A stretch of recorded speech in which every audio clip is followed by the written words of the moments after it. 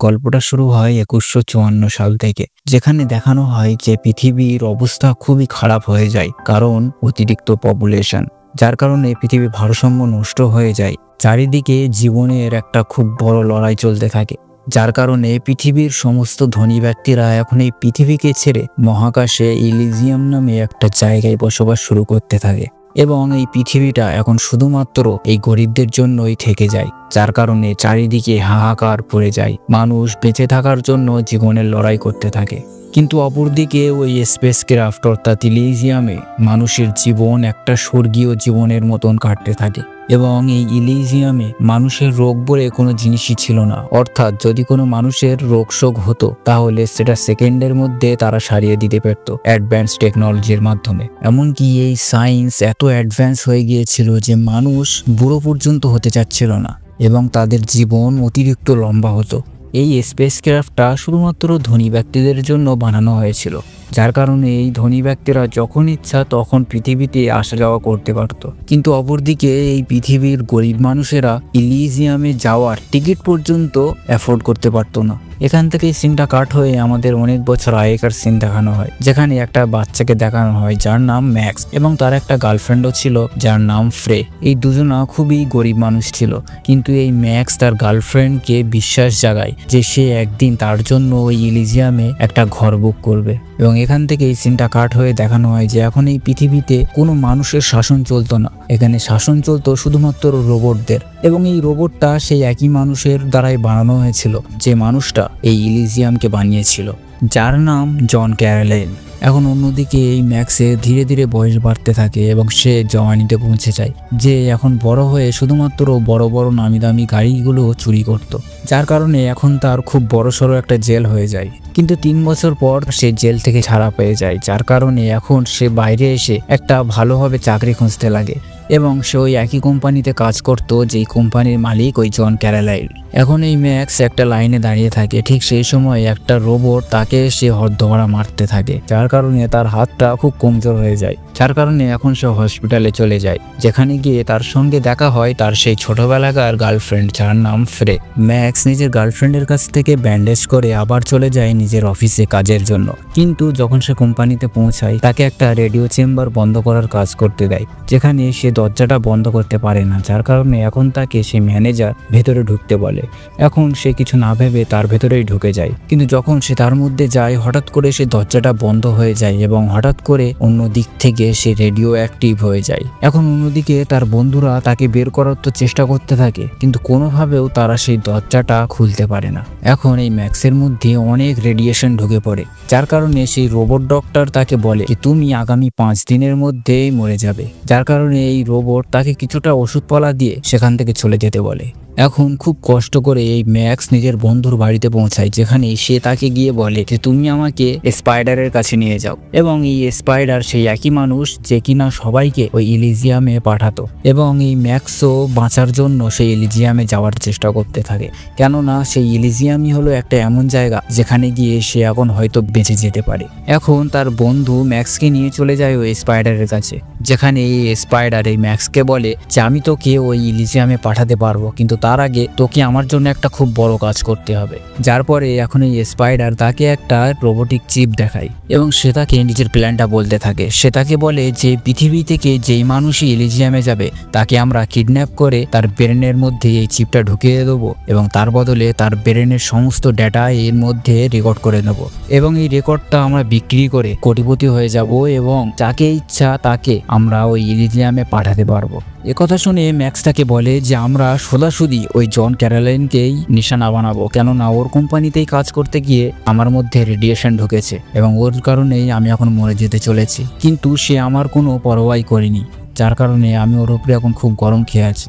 এই ম্যাক্সের শরীর রেডিয়েশনের কারণে অনেক কমজোর হয়ে গিয়েছিল, যার কারণে এখন এই স্পাইডার তাকে একটা স্যুট লাগাতে বলে এর পরদিন যখন সকাল হয় তখন ম্যাক্স ঘুম থেকে ওঠে এবং যখন সে ঘুম থেকে ওঠে সে দেখে যে তার মধ্যে একটা রোবোটিক স্যুট পরানো আছে। তারপরে সে কোনো চিন্তা না করেই সে তাদের কাজটা শেষ করতে যায়। এখন অন্যদিকে ওই স্পেস ক্রাফট অর্থাৎ ইলিজিয়ামে দেখানো হয় যেখানে একজন ডিফেন্স সেক্রেটারি যে কিনা এখন এই জন ক্যারালের সঙ্গে দেখা করে এবং সে তাকে বলে যে সে একদম এখানকার প্রেসিডেন্টের কাছ থেকে খুশি নয়। এই জেসিকা তাকে বলে যে তুমি কি তোমার পাওয়ারের দ্বারাই এখানকার প্রেসিডেন্টকে পাল্টাতে পারবে এবং তোমার এই কোম্পানিও এখন খুব ভালো পারফর্ম করছে না, যার কারণে তোমার বিজনেসে এখন লস হচ্ছে। যা শুনে এখন এই জন তাতে রাজি হয়ে যায় এবং সোজা পৃথিবীর বুকে চলে আসে, যেখানে এসে সে একটা কম্পিউটারের মধ্যে একটা ডেটা শিফট করে দেয় যাতে করে যেন এখন সমস্ত কন্ট্রোল এই জেসিকার হাতে চলে যেতে পারে। এবং যখন সেই প্রোগ্রামটা তৈরি করছিল তখন তার মধ্যে সে একটা সেফটি কোডও দিয়ে দেয় যাতে লেখা থাকে যে যদি কোনো মানুষ এটাকে চুরি করতে যায় তাহলে তার সঙ্গে সঙ্গে মৃত্যু হয়ে যাবে। অন্যদিকে এখন এই জন এবং তার দলবলেরা সেই স্পেস ক্রাফটে যাওয়ার সময় জনকে কিডন্যাপ করার চেষ্টা করতে থাকে। সেজন্য এখন এই ম্যাক্স জনের রকেটের মধ্যে একটা বন্দুক ফিট করে দেয়, যার কারণে তার রকেটটা এখন একটু কমজোরি হয়ে যায়। এবং অন্যদিকে এই জেসিকাও বুঝতে পেরে যায় যে এখন এই জনের স্পেস ক্রাফটটা ক্র্যাশ খেয়ে যাচ্ছে। সেজন্য এখন সে সঙ্গে সঙ্গে তার একটা কমান্ডার যার নাম ক্রুগার তার কাছে ফোন করে, যার পরে সে সঙ্গে সঙ্গে একটা ফ্লাইং অবজেক্ট সেই ক্রুগারের কাছে পাঠিয়ে দেয় সেই জনকে বাঁচাতে যেখানে তার ক্র্যাশ ল্যান্ডিং হয়েছিল। অন্যদিকে এই ম্যাক্সের টিমও সেই জনের কাছে পৌঁছে যায় এবং সঙ্গে সঙ্গে এই জনকে বাঁচানোর জন্য তার রোবটরাও তার কাছে চলে আসে, কিন্তু এই ম্যাক্স একটা বন্দুক মেরে তার রোবটকে শেষ করে দেয় এবং সঙ্গে সঙ্গে ওই জনের মাথায় ওই চিপটা শিফট করে দেয়। এখন এই ম্যাক্স তার সমস্ত ডেটা নিজের মধ্যেই কপি করে নেয়, যার কারণে এখন সেই এরার কোড দেওয়ার কারণে জনের সঙ্গে সঙ্গে মৃত্যু হয়ে যায়। এবং এখন সেই ক্রুগার সেখানে চলে আসে এবং ম্যাক্সের সমস্ত লোকেদের সে এক ঝটকায় মেরে দেয়, কিন্তু ম্যাক্স কোনোভাবে বেঁচে যায়। সেজন্য এখন সেই জেসিকা সঙ্গে সঙ্গে ক্রুগারের কাছে ফোন করে দেয় এবং তাকে ওই ম্যাক্সকে জীবিত ধরে আনতে বলে, কেননা তার ব্রেনের মধ্যে একটা খুব দামি ডেটা শিফট করা ছিল যেটা কিনা পুরো পৃথিবীকে বদলে দেওয়ার ক্ষমতা রাখত। এখন এই ম্যাক্স কোনোভাবে তার সেই গার্লফ্রেন্ড অর্থাৎ ফেরের কাছে চলে আসে, কিন্তু এই ফেরে তাকে দেখে সঙ্গে সঙ্গে হসপিটালে অ্যাডমিট করতে যায়, কিন্তু এই ম্যাক্স তাকে এই কাজটা করতে বাধা দেয়, কেননা যদি তাকে হসপিটালে অ্যাডমিট করা হতো তাহলে সঙ্গে সঙ্গে সমস্ত রোবটরা তাকে ধরে ফেলতো। এই জন্য এখন এই ফেরে তাকে টেনে নিয়ে নিজের ঘরের মধ্যে নিয়ে যায় এবং তাকে ট্রিটমেন্ট করতে থাকে। পরের দিন সকালে যখন এই ম্যাক্সের ঘুম ভাঙে তখন সেই ম্যাক্স ফেরেকে সবকিছু বলে দেয় যে সে এখন রেডিয়েশনের কারণে মরে যাচ্ছিল, কিন্তু সে একমাত্র এলিজিয়ামে গেলেই বেঁচে যাওয়ার ক্ষমতা রাখত, যার কারণে সে এলিজিয়ামে যাওয়ার চেষ্টা করতে থাকে, কিন্তু তার পক্ষে সমস্ত কাজ তার মন মোতাবেক হয়নি। ঠিক এই সময়ে সেখানে ফেরের একটা ছোট্ট মেয়ে সেখানে চলে আসে এবং এখানে জানা যায় যে এই মেয়েটার ক্যান্সার ছিল, যার কারণে এখন এই ফেরে সেই ম্যাক্সকে বলে যে তুমি আমার বেডিকে তোমার সঙ্গে এলিজিয়ামে নিয়ে যেও, কিন্তু ম্যাক্স তাকে সম্পূর্ণভাবে মানা করে দেয়, কেননা তার হাতের একটা আইডি ছিল যে এই আইডিটা শুধুমাত্র তার রক্তের সঙ্গে ম্যাচ খেয়ে যাচ্ছিল। ইলিজিয়ামে শুধুমাত্র ওই একটা আইডিতেই কাজ হবে, যার কারণে তার ক্যান্সারের রোগ কখনো সারানোই যাবে না। এখন এই কথাটা বলে সে ওখান থেকে চলে আসতে থাকে। ওখান থেকে ম্যাক্স চলে যাওয়ার পরে ঠিক তখনই ক্রুগার সেখানে চলে আসে এবং ফেরের কাছ থেকে ম্যাক্সের সমস্ত জানকারি জিজ্ঞাসা করে। এখন এই ফেরে তাকে বলে যে ম্যাক্স আমার কাছে এসেছিল এবং আমি তাকে ট্রিটমেন্ট করেছিলাম, কিন্তু এখন সে এখান থেকে চলে গিয়েছে। কিন্তু এই ক্রুগার তার মেয়েকে এবং ফেরেকে ধরে নিয়ে সেখান থেকে চলে যেতে লাগে। অন্যদিকে এই ম্যাক্স সোজা চলে যায় ওই স্পাইডারের কাছে এবং তাকে গিয়ে মারে এবং বলতে থাকে যে তোর এই প্ল্যানটা খুব খারাপভাবে ফেল হয়ে গেছে, কিন্তু আমি আমার তরফ থেকে সমস্ত রকমের চেষ্টা করেছি, যার কারণে এখন তোকে আমাকে ওই স্পেস ক্রাফটে পাঠাতেই হবে।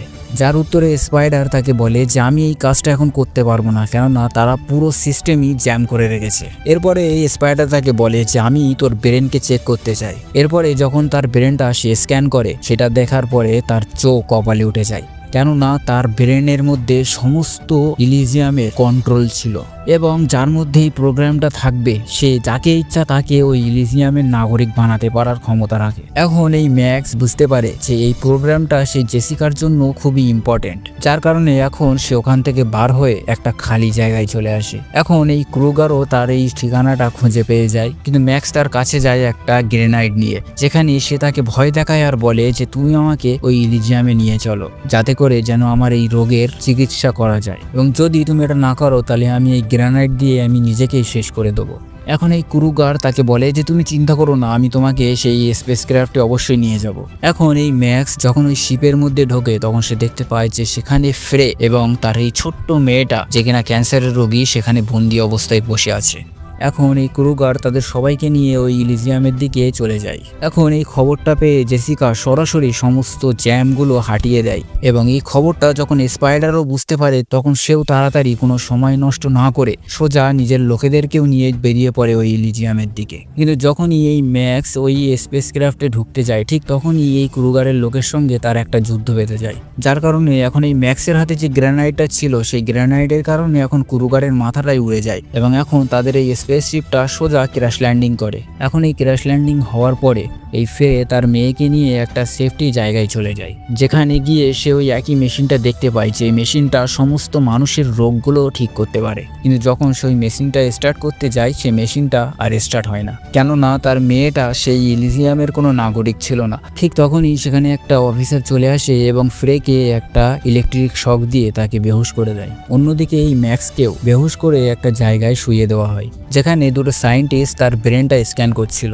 যেখানে জেসিকাও উপস্থিত ছিল এবং সেই সায়েন্টিস্টরা তাকে বলে যে এর মধ্যে সমস্ত ডেটা একদম সুরক্ষিত আছে, কিন্তু যদি আমরা এই ডেটাটা তার ব্রেন থেকে বের করি তাহলে এর কারণে এর মৃত্যু হয়ে যেতে পারে। কিন্তু এখানে জেসিকা তাকে বলে যে আমাকে শুধুমাত্র ওই ডেটাটাই লাগবে, কারোর জীবন চলে যাক আমার কোনো যায় আসে না। এখন এটা বলে সে জেসিকা যখন চলে যায় ঠিক তখনই তারপরেই এই ম্যাক্সের ঘুম ভাঙে, যে ওই ডক্টরগুলোকে কুকুর পেদানি করতে থাকে, যার কারণে এখন তাদের হাল খুব খারাপ হয়ে যায় এবং সে তাদেরকে জিজ্ঞাসা করে ফেরের ব্যাপারে। এখন তারা বাঁচার জন্য তাকে বলে যে সে এখন 3rd ফ্লোরে আছে। এখন সে তাকে বাঁচানোর জন্য সেদিকে এগোতে থাকে, কিন্তু অপরদিকে তার ভেতরে যে রেডিয়েশনটা ছিল সেটা নিজের কাজটা আস্তে আস্তে শুরু করতে থাকে। এই জন্য সে মরার আগে কোনো রকম ভাবেই তার বেটিকে ঠিক করতে চাচ্ছিল। এবং অন্যদিকে দেখানো হয় যে স্পাইডার এখন তার দলবল নিয়ে তারাও ইলিজিয়ামের মধ্যে ঢুকে গিয়েছে এবং সে সরাসরি এখন তার লোকেশনও খুঁজে পেয়ে যায়। অপরদিকে দেখানো হয় যে এই ক্রুগার, যার মুখে বোম লাগার কারণে তার মুখটা পুরোপুরিভাবে নষ্ট হয়ে যায়, কিন্তু এখানকার অ্যাডভান্স টেকনোলজির মাধ্যমে তার মুখটা আবার রিস্টোর করার চেষ্টা করতে থাকে। ঠিক তখনই জেসিকা সেখানে চলে আসে এবং সে ক্রুগারকে খুব খারাপভাবে বকাবকি করতে লাগে, কেননা সে তার মনের মোতাবেক কাজ করতে পারেনি। এখন এটা থেকে ক্রুগারের মটকা গরম হয়ে যায় এবং সে জেসিকাকে কিছু না বলেই তাকে এক ঘুষিতে মার্ডার করে দেয়। এখন এই ক্রুগার তার সৈন্যদেরকে বলে যে এই ইলিজিয়ামকে পুরোপুরিভাবে নিজের কন্ট্রোলের মধ্যে করে নাও, কেননা এখানকার নতুন প্রেসিডেন্ট আমি হব। এখন অন্যদিকে এই ম্যাক্স স্পাইডারের সঙ্গে কানেক্ট হয়ে যায় এবং সে স্পাইডারকে জিজ্ঞাসা করে যে তুমি বলেছিলে যে আমার মধ্যে যে ডেটাটা আছে যার কারণে আমি যাকে ইচ্ছা তাকে এই দেশের নাগরিক বানাতে পারি, কিন্তু তুমি না আসলে আমি সেই কাজটা করতে পারবো না। এখন এই স্পাইডার তাতে রাজি হয়ে যায় এবং তারপরে এই ম্যাক্স চলে যায় ফেরে এবং তার বেটির কাছে এবং সে তাকে বলে যে তুমি সে আবার ওই একই মেশিনটা খোঁজো। এখন কোনো রকম সময় নষ্ট না করে এই ফেরি তার বেটিকে বাঁচানোর জন্য সেই ঘরটা খুঁজতে লেগে যায় এবং অন্যদিকে এই ম্যাক্স এবং তার দলবলেরা পুরো ইলিজিয়ামের কন্ট্রোল রুমে চলে আসে এবং এই দুজনা মিলে পুরো ইলিজিয়াম আবার রিবুট করতে চাচ্ছিল। ঠিক তখনই সেখানে ক্রুগার চলে আসে এবং সেও এখন ওই একই স্পেস স্যুট পরে থাকে যেটা কিনা রোবটের মতন ছিল। এখন এই ম্যাক্স এবং ক্রুগারের মধ্যে একটা খুব ভয়াবহ লড়াই শুরু হয়ে যায়, কিন্তু অবশেষে এই ম্যাক্স তাকে হারিয়েও দেয়। এখন এই স্পাইডার সোজাসুজি চলে যায় হেডকোয়ার্টারে এবং সমস্ত প্রোগ্রামকে আবার রিবুট করতে লেগে যায়, কিন্তু ঠিক তখনই সে আবার ওই এরার কোডটা সেখানে দেখা যায়। এখন যার কারণে সে বুঝতে পারে যে যদি সেখানে ওকে টিপে দেয় তাহলে এর কারণে ম্যাক্সের মৃত্যু হয়ে যেতে পারে। এখন এই ম্যাক্সও এই ব্যাপারে জানতো, সেজন্য সে মৃত্যুর আগে একবার ফেরের কাছে শেষবারের মতন কল করে। সে তাকে বলে যে আমার মনে আছে আমি তোমাকে ছোটবেলায় বলেছিলাম যে আমি তোমাকে কোনো না কোনো দিন এই স্পেস ক্রাফট অর্থাৎ ইলিজিয়ামে নিয়ে যাব। আজকের সেই কথাটা পূর্ণ হলো।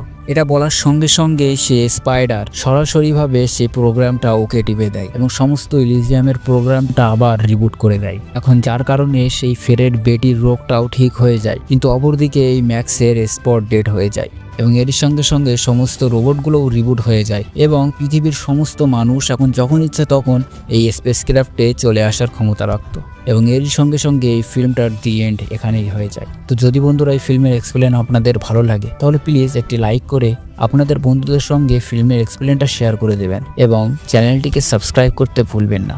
দেখা হবে আর একটা এমনই রোমাঞ্চকর ভিডিও নিয়ে।